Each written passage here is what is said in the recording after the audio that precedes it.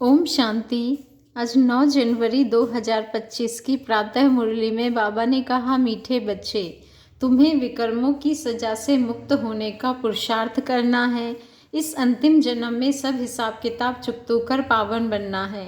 मीठे बच्चे, तुम्हें विकर्मों की सजा से मुक्त होने का पुरुषार्थ करना है। इस अंतिम जन्म में सब हिसाब किताब चुकतो कर पावन बनना है। प्रश्न है, धोखेबाज माया कौन सी प्रतिज्ञा तुड़वाने की कोशिश करती है? धोखेबाज माया कौन सी प्रतिज्ञा तुड़वाने की कोशिश करती है? उत्तर है, तुमने प्रतिज्ञा की है, कोई भी देहधारी से हम दिल नहीं लगाएंगे। तुमने प्रतिज्ञा की है कि कोई भी देहधारी से हम दिल नहीं लगाएंगे। आत्मा कहती है, हम एक बाप को ही याद करेंगे, अपनी देह को भी याद नहीं करेंगे। बाप देह सहित सबका संन्यास कराते हैं, परंतु माया यही प्रतिज्ञा तोड़वाती है। देह में लगाव हो जाता है। जो प्रतिज्ञा तोड़ते हैं उन्हें सजाएं भी बहुत खानी पड़ती है। गीत बजा है, तुम ही हो माता पिता तुम ही हो। ओम शांति। ऊंचे ते ऊंचे भगवान की महिमा भी की है और फिर ग्लानि भी की है।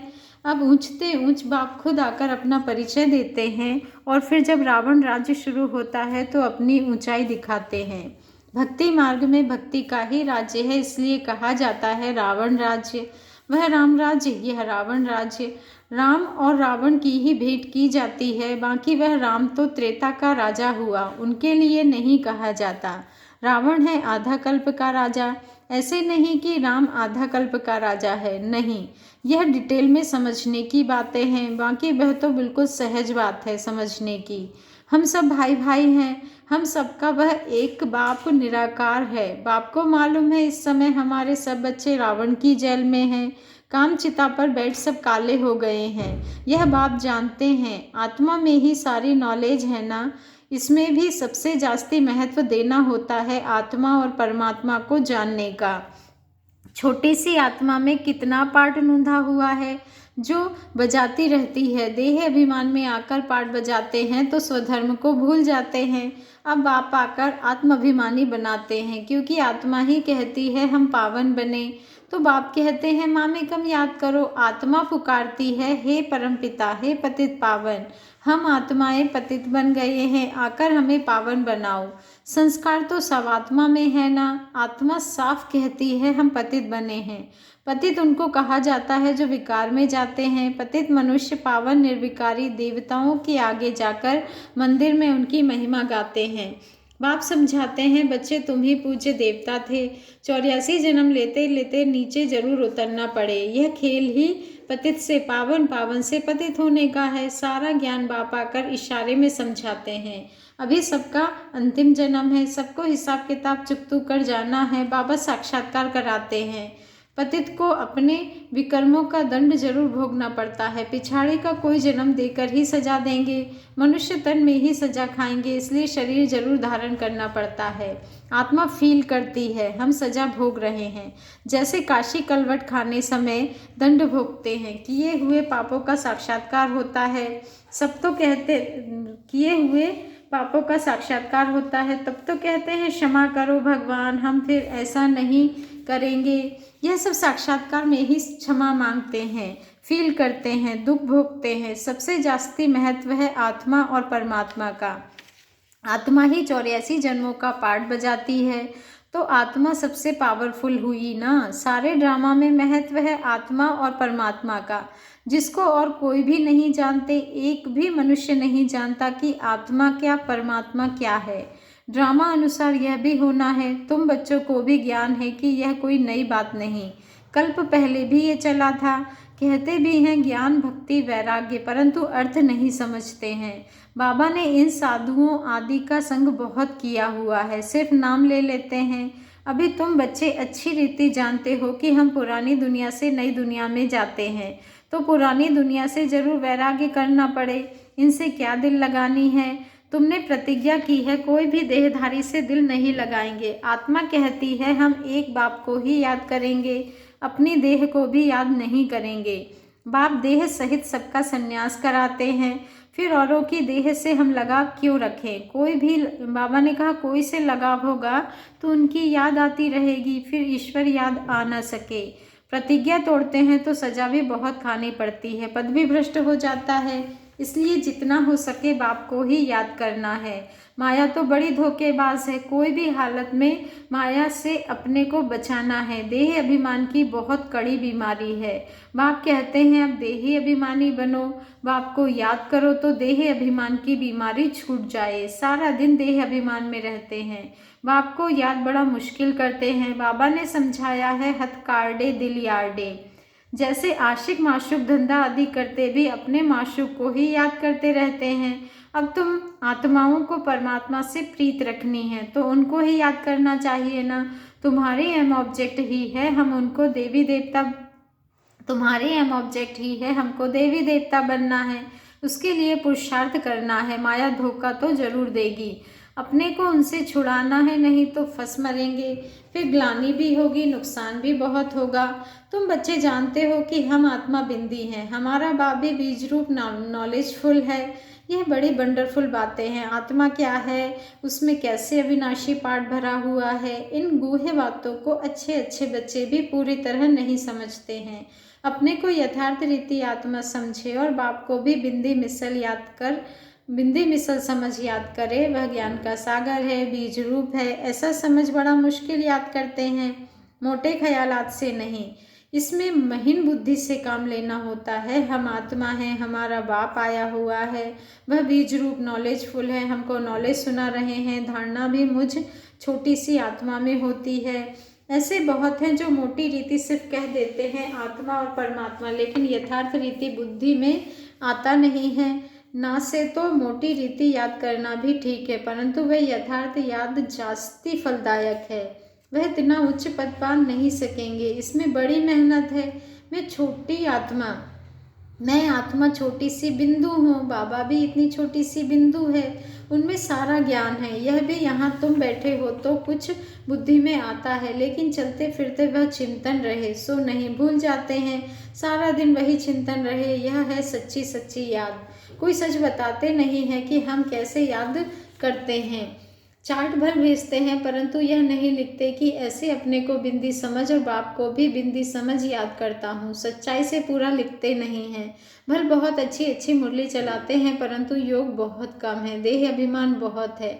इस गुप्त बात को पूरा समझते नहीं, सिमरन नहीं करते हैं। याद से ही पावन बनना है, पहले तो कर्मातीत अवस्था चाहिए ना, वही उच्च पद पा सकेंगे। बाकी मुरली बजाने वाले तो ढेर हैं, लेकिन बाबा जानते हैं योग में रह नहीं सकते। विश्व का मालिक बनना कोई मासी का घर थोड़े ही है। वह अल्पकाल के मर्तबे पाने के लिए भी कितना पढ़ते हैं। सोर्स ऑफ इनकम अब हुई है, आगे थोड़े ही बैरिस्टर आदि इतना कमाते थे, अभी कितनी कमाई हो गई है।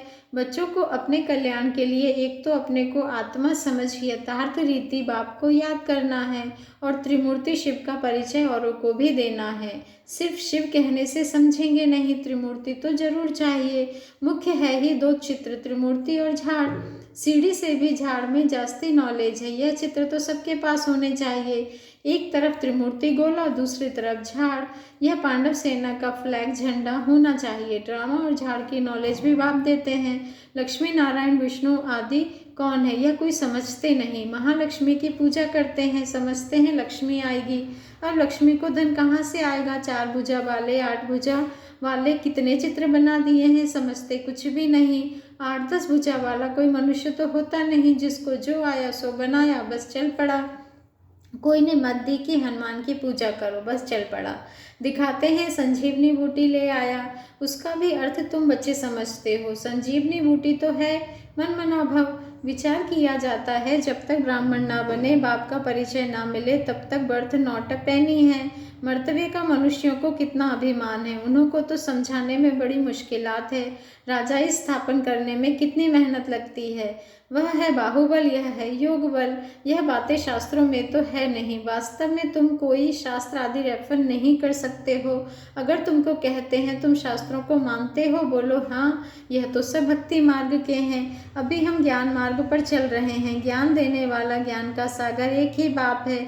इनको रूहानी ज्ञान कहा जाता है। रूह बैठ रूहों को ज्ञान देते हैं। वह मनुष्य को सद्गति देते हैं। वह मनुष्य को देते हैं ज्ञान। मनुष्य कभी स्पिरिचुअल नॉलेज दे ना सके। ज्ञान का सागर, पतित पावन, लिबरेटर, सदगति दाता एक ही बाप है। बाप समझाते रहते हैं यह करो। अब देखो शिव जयंती पर कितना धमचक्र मचाते हैं।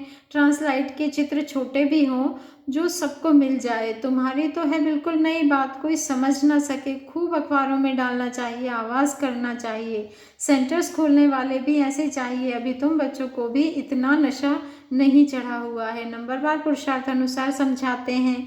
इतने ढेर ब्रह्मा कुमार कुमारियां हैं। अच्छा, ब्रह्मा का नाम निकाल, कोई का भी नाम डालो, राधे कृष्ण का नाम डालो। अच्छा, फिर ब्रह्मा कुमार कुमारियां कहाँ से आएंगे?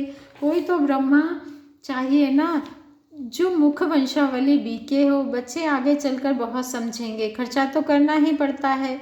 चित्र तो बड़े क्लियर है। लक्ष्मी नारायण का चित्र बहुत अच्छा है। अच्छा, मीठे मीठे सिकी लधे, सर्विसेबल, आज्ञाकारी, फरमान बरदार। नंबरवार पुरुषार्थ अनुसार बच्चों प्रति माता पिता बाप दादा का याद प्यार और गुड मॉर्निंग।